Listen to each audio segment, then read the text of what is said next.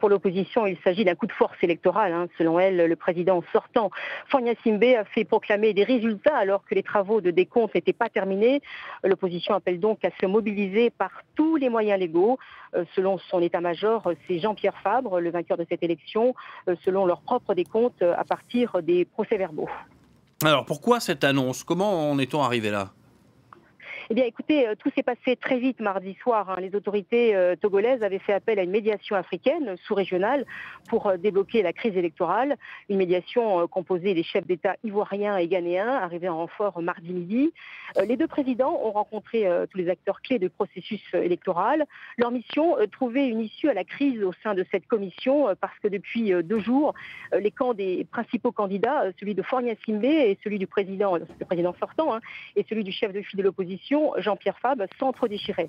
L'opposition dénonçait des fraudes massives et demandait l'annulation des premiers résultats publiés sur 7 circonscriptions. La médiation africaine décide qu'on mette de côté les circonscriptions qui posent problème, donc, et que les contentieux soient réglés au sein de la Cour constitutionnelle. Alors pour cette médiation, il faut accélérer le décompte afin d'annoncer le nom du vainqueur.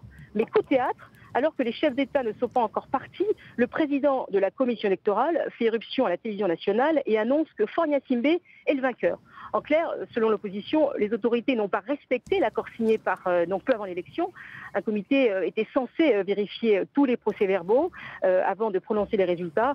Or, il apparaît que Faure Gnassingbe a été déclaré vainqueur alors que le quart des circonscriptions seulement a été dépouillé selon la procédure. Alors les résultats sont provisoires, vous le savez, mais les membres de la Cour constitutionnelle étant nommés par les autorités ne devraient pas créer de surprise.